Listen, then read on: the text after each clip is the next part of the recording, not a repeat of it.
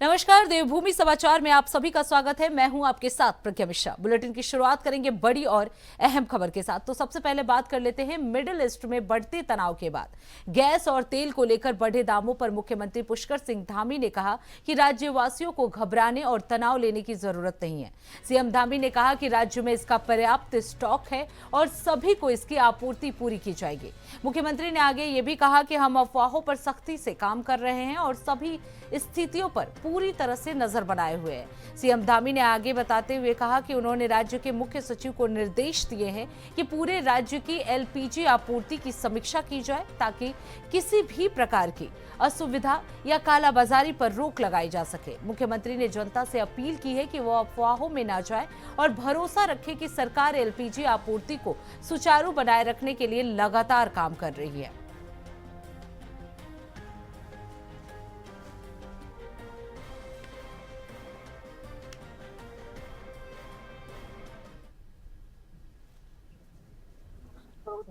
हमारे उपभोक्ताओं को किसी प्रकार की परेशानी न हो, राज्य के अंदर कोई भी स्थिति ऐसी न हो जिसके कारण से अफरा तफरी का माहौल बने।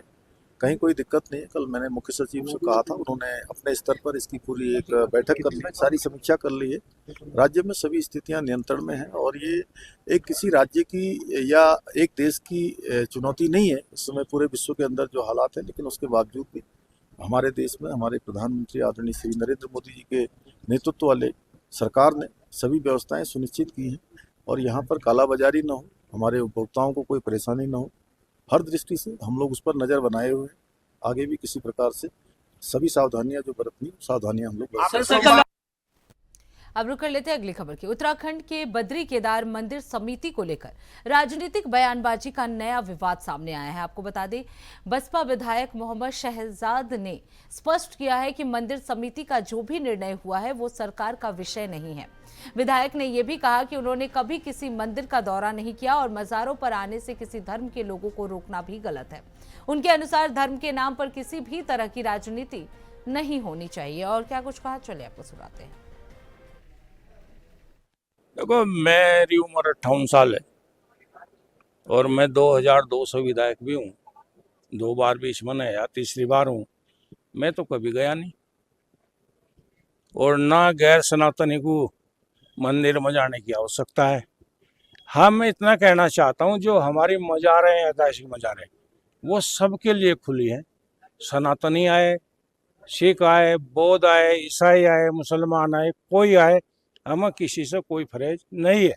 दूसरी बात मैं कहना चाहता हूँ, ये सरकार का विषय नहीं है।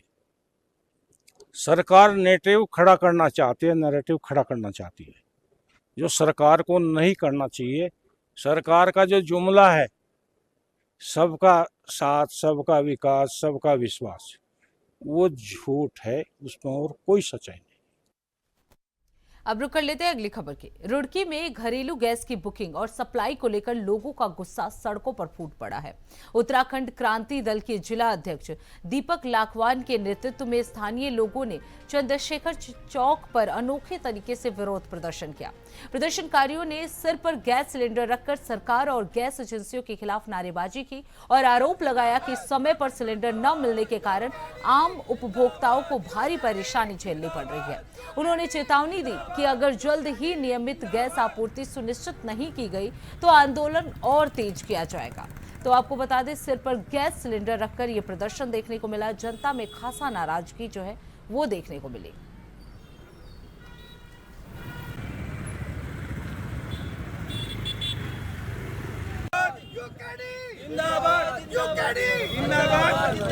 भाजपा सरकार मुर्दाबाद, भाजपा सरकार मुर्दाबाद, भाजपा सरकार मुर्दाबाद, जिंदाबाद, भाजपा सरकार मुर्दाबाद, भाजपा सरकार मुर्दाबाद, भाजपा सरकार मुर्दाबाद, उत्तराखंड क्रांति दल जिंदाबाद, उत्तराखंड क्रांति दल जिंदाबाद। मोदी जी ने कभी कहा था कि थाली से बड़ी बड़ी समस्या, बहुत बड़ी बीमारियां जो है उसका समाधान हो जाता है। देश के लोगों ने बजाई, ताली भी बजाई, थाली भी बजाई। अच्छा, एक चीज और है, मोदी जी ने जो है बकायदा ये कहा था कि गैस जो बनेगी एक ढक्कन की जरूरत है, नाली के ऊपर एक ढक्कन रखो और उसके ऊपर जो है एक पाइप लगा दो। हमारे पास वो ढक्कन भी है, वो पाइप भी है, सिर्फ जरूरत है सिलेंडर को भरने की। ये खाली है, इसमें जो लो प्रेशर है उसमें गैस भरी, ताकि आज हम जो सिलेंडर के दाम 60 रुपए जो बढ़े, पत्रकार महोदय ने शाम को 4 बजे जो है पेट्रोलियम मिनिस्टर से पूछा कि क्या देश में इसकी किल्लत है। उन्होंने कहा अगले 55 दिन के लिए हमारे पास सफिशिएंट है, और ठीक 2 घंटे बाद गैस के दाम बढ़ जाते। क्या ये निरंकुश कंपनियां हो गई जो ना 56 इंच के मोदी जी से पूछती, ना पेट्रोलियम मिनिस्टर से पूछती है, चालान कटते हैं जनता के। हर चीज महंगाई, बिजली बढ़ेगी तो जो है 1 सेकंड लगता है कि बिजली बढ़ जाती है। जो कंपनियां हैं वो निरंकुश हो चुकी है। अब रुक कर लेते हैं अगली खबर की। उत्तराखंड के रैरसन ब्लॉक में उत्तराखंड सरकार की पहल पर सूचना प्रौद्योगिकी विकास एजेंसी, युवा कल्याण विभाग और प्रांतीय रक्षक दल के संयुक्त तत्वाधान में 10 दिवसीय डिजिटल साक्षरता मिशन प्रशिक्षण कार्यक्रम का भव्य शुभारंभ किया गया। आपको बता दें, प्रशिक्षण कोऑर्डिनेटर मनीष सिंह ने बताया कि ये 60 घंटे का विशेष प्रशिक्षण ग्रामीण क्षेत्रों में डिजिटल जागरूकता और वित्तीय साक्षरता बढ़ाने के लिए है। इसका मकसद ये है कि लोग ऑनलाइन धोखाधड़ी से बच सके और कंप्यूटर का बुनियादी ज्ञान सीख सके। प्रशिक्षण पूरा होने पर सभी प्रतियोगियों को प्रमाण पत्र भी दिए जाएंगे। ये प्रमाण पत्र भविष्य में डेटा एंट्री ऑपरेटर जैसी नौकरियों या सरकारी विभागों में करियर बनाने में मदद करेंगे। महिला दंगल दल की सदस्य पूजा रानी ने भी कहा कि आज के समय में गूगल पे और फोन पे जैसी डिजिटल सेवाओं की जानकारी होना बहुत जरूरी है। ये प्रशिक्षण ग्रामीण महिलाओं को आत्मनिर्भर बनाने में भी मदद करेगा।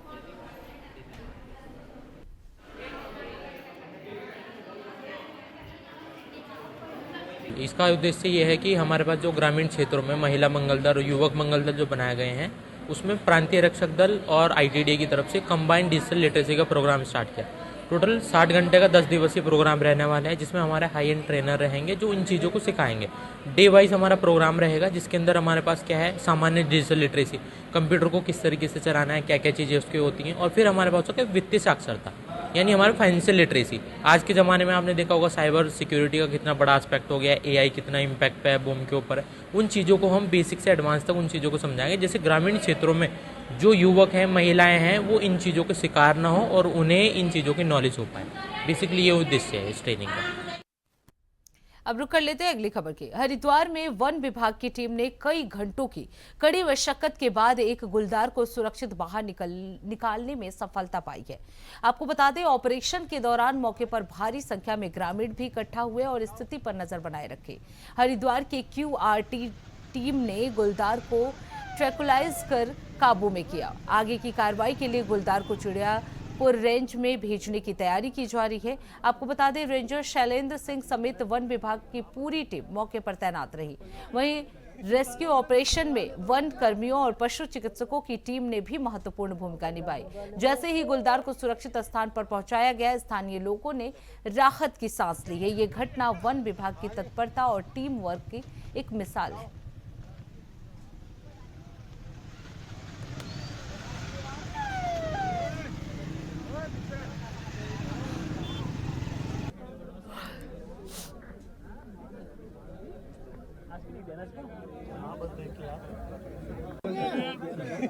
घर छुड़वा ले दो।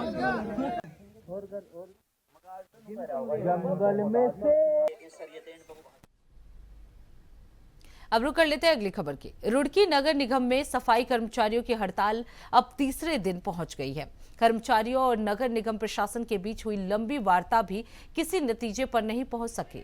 बुधवार को महापौर अनीता अग्रवाल और मुख्य नगर आयुक्त राकेश तिवारी, सफाई आयोग के सदस्य विनय प्रताप सिंह और मेयर प्रतिनिधि ललित मोहन अग्रवाल और कई पार्षदों ने हड़ताली कर्मचारियों के साथ बैठक की।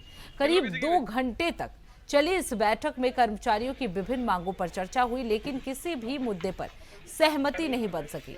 नगर निगम प्रशासन और जनप्रतिनिधियों ने कर्मचारियों को आश्वासन दिया कि उनकी मांगों को शासन स्तर तक पहुंचाया जाएगा। बावजूद इसके सफाई कर्मचारी अपनी मांगें पूरी होने तक हड़ताल जारी रखने पर अड़े हुए हैं। नगर निगम का कहना है कि कर्मचारियों के साथ संवाद जारी है और समस्याओं का समाधान जल्द ही किया जाएगा ताकि हड़ताल खत्म हो सके और शहर की सफाई व्यवस्था फिर से पटरी पर लौट सके।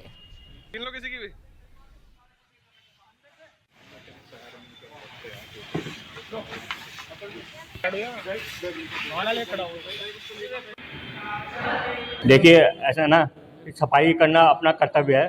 सफाई अभी जो है मेयर मैडम सारे अधिकारी हम जो है सफाई में लगे और पूरी निगम को साफ कर दिया गया है और इसी तरीके से अगर नहीं होगा तो हम सबको लगना पड़ेगा। दूसरी बात कि अपने यहाँ सफाई करने में कोई बुराई नहीं है। हमारे माननीय प्रधानमंत्री जी, माननीय मुख्यमंत्री जी तो सड़कों पे झाड़ू लेकर निकल पड़ते हैं, तो इसलिए अगर अपने शहर को स्वच्छ रखना अपना भी कर्तव्य है। तो क्या मानते हैं? देखिए सफाई कर्मचारी का पूरा योगदान होता है। हम उनका स्वागत करते हैं, समर्थन करते हैं, उनका की प्रशंसा करते हैं, लेकिन जो मांगे निगम कर सकता है वही मांगे निगम स्वीकार कर सकता है। बाकी जो शासन स्तर की है वो शासन स्तर को भेज दी गई है। अब रुक कर लेते हैं अगली खबर की। रुड़की में इंडियन ऑयल कॉरपोरेशन लिमिटेड ने कॉरपोरेट सामाजिक उत्तरदायित्व यानी CSR के तहत दिव्यांगजनों के लिए विशेष सहायता शिविर का आयोजन किया है। इस शिविर में दर्जनों दिव्यांगों को बैटरी चालित रिक्शा और कृत्रिम अंग वितरित किए गए हैं, जिससे उन्हें आत्मनिर्भर बनने में मदद मिलेगी। जिला दिव्यांग पुनर्वास केंद्र में आयोजित इस कार्यक्रम में मुख्य अतिथि के रूप में ज्वाइंट मजिस्ट्रेट दीपक रामचंद्र सेठ मौजूद रहे। शिविर में 80 से अधिक दिव्यांगजनों को बैटरी रिक्शा और लगभग 50 दिव्यांग बच्चों को उच्च गुणवत्ता वाले कृत्रिम अंग दिए गए। ज्वाइंट मजिस्ट्रेट ने इंडियन ऑयल के इस प्रयास की सराहना की और कहा कि भविष्य में ऐसे शिविरों का विस्तार ग्रामीण क्षेत्रों तक किया जाएगा। इंडियन ऑयल के मुख्य महाप्रबंधक और क्षेत्रीय प्रमुख शरद अग्रवाल ने बताया कि जहां जहां से इंडियन ऑयल की पाइपलाइन गुजरती है वहां प्राथमिकता के आधार पर ऐसे शिविर आयोजित किए जाते हैं। उन्होंने कहा कि दिव्यांगजनों की सेवा ही सबसे बड़ी सेवा है। के सहयोग से किया जा रहा है और एलिम्को कंपनी के सहयोग से इसका निर्माण और डिस्ट्रीब्यूशन किया जा रहा है। मैं शरद अग्रवाल और मैं उत्तरी क्षेत्र पाइपलाइंस इंडियन ऑयल का मुख्य महाप्रबंधक और क्षेत्रीय प्रमुख नॉर्दर्न रीजन पाइपलाइंस पानीपत से। तो ये किस तरह से विचार आया? CSR के अंतर्गत इंडियन ऑयल समाज के उत्थान के लिए बहुत सी योजनाओं में कार्य करती रहती है। उसी के अंतर्गत यहाँ पर हमने एलिम्को संस्था के सहयोग से चिन्हित किया कुछ दिव्यांगजनों को जिनको की बहुत ज़्यादा ज़रूरत थी। उनमें से 96 लोगों को चिन्हित किया गया और उनको ये मोटराइज्ड ट्राईसाइकिल देने का आज अभियान ये चलाया गया है। ये लगातार हमारे जिला दिव्यांग पुनर्वास केंद्र का कोऑर्डिनेशन में CSR और साथ ही साथ एलिम्को अपना द्वारा पे भी योजना के अंतर्गत मोटराइज्ड या स्पोर्ट्स व्हीकल या व्हील चेयर का प्रावधान करते रहते हैं ताकि हमारे फिजिकल डिसेबिलिटीज़ है उसको एक सशक्त करने के लिए मजबूत हो जाए। और ये इस बार 96 लोगों को चिन्हीकरण करके दिया गया है और अगले बार भी हर साल कंपनी अलग अलग CSR के माध्यम से भी आज IOCL और एलिम्को का सहयोगता में ये कार्यक्रम किया गया। आगे भी ऐसा कार्यक्रम करते हैं। अब रुक कर लेते हैं अगली खबर की। देहरादून के प्रेम नगर थाना क्षेत्र में बाला सुंदरी मंदिर के पास जंगल में एक महिला का सड़ा गला शव मिलने से सनसनी फैल गई है। शव करीब 4-5 दिन पुराना बताया जा रहा है और इसकी पहचान अभी तक नहीं हो पाई है। पुलिस को सूचना मिलने पर प्रेमनगर थाना पुलिस मौके पर पहुंची और शव को बरामद किया। शव की हालत बेहद खराब थी, इसलिए महिला की पहचान नहीं की जा सकी। घटना की गंभीरता को देखते हुए FSL की टीम को बुलाया गया है, जिन्होंने घटना स्थल की फोटोग्राफी की और वीडियोग्राफी की। SSP देहरादून भी मौके पर पहुंचे और अधिकारियों से जानकारी ली है। पुलिस ने जांच शुरू कर दी है और आसपास के इलाकों से भी जानकारी जुटाई जा रही है। मामले की पूरी सच्चाई पुलिस जांच के बाद सामने आएगी।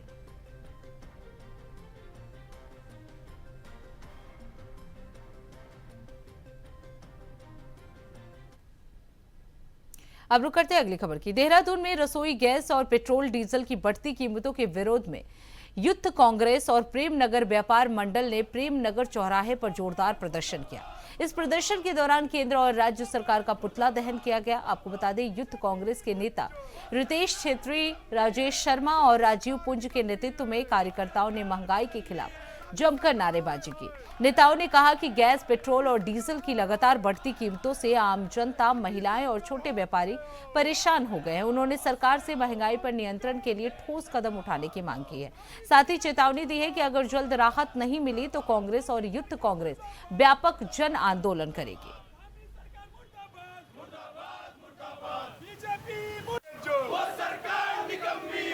जो सरकार निकम्मी है वो सरकार बदलनी है। दामी सरकार हाय हाय, दामी सरकार हाय हाय, दामी सरकार होश में हो, होश में आओ, होश में आओ, होश को एक धक्का और दो। दामी सरकार मुर्दाबाद, मुर्दाबाद, मुर्दाबाद, दामी सरकार मुर्दाबाद, मुर्दाबाद।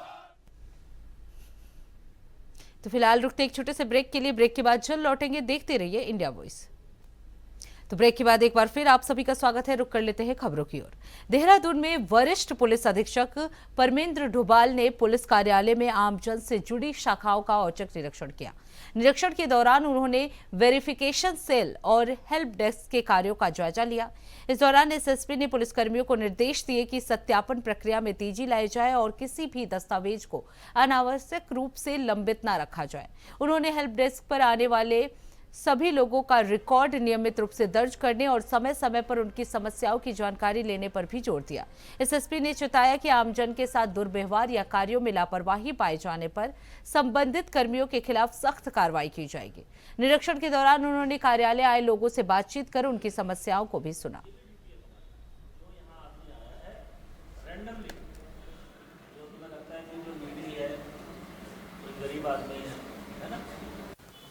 सुबह से आए थे, फिर अभी तक वो जो है घूम रहे नीचे।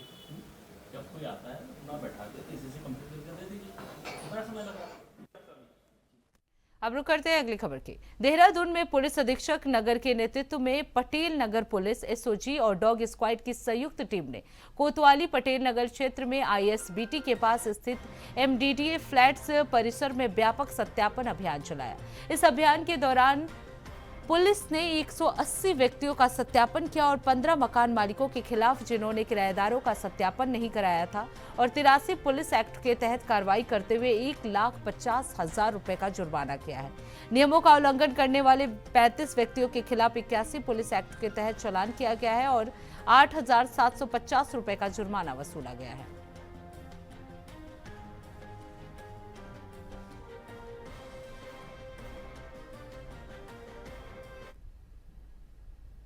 अब रुक कर लेते अगली खबर की। देहरादून में एंटी नारकोटिक्स टास्क फोर्स यानी एसटीएफ और थाना बसंत बिहार पुलिस की संयुक्त टीम ने बड़ी कार्रवाई करते हुए 144 ग्राम अवैध हेरोइन के साथ एक नया नशा तस्कर को गिरफ्तार कर लिया है। पुलिस के अनुसार बरामद ड्रग्स की अंतर्राष्ट्रीय कीमत करीब 42 लाख रुपए बताई जा रही है। ये बड़ी कार्रवाई नशा तस्करी को रोकने के लिए की गई है। पुलिस ने आरोपी के खिलाफ नारकोटिक ड्रग्स और साइकोट्रोपिक सब्सटेंस एक्ट के तहत मुकदमा दर्ज कर लिया है और आगे की जांच भी जारी है। इस गिरफ्तारी से पुलिस ने नशे के कारोबार पर एक महत्वपूर्ण शिकंजा कसा है।